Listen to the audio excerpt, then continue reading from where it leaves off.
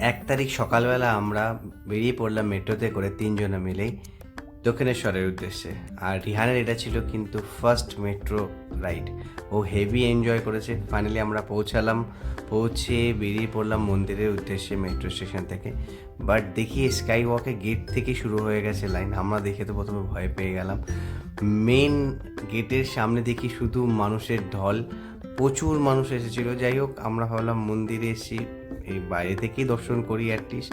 খুব ভালো লাগলো। তারপর ভাবলাম গঙ্গার পাড়ে যাই। গঙ্গার পাড়ে যেতে গিয়ে দেখি পুরো দোকানপাট বসে রয়েছে। ভাবলাম একটু কিছু কেনাকাটি করি। যাই হোক, এত ভিড় ছিল তাও একটু ঘুরে দেখলাম।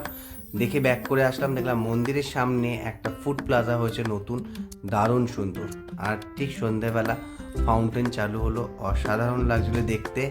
তারপর দেখে আমরা চলো বেরিয়ে পড়ি বাড়ির উদ্দেশ্যে। তো চলো, নেক্সট ব্লগে তোমার সঙ্গে আবার দেখা হচ্ছে। টাটা।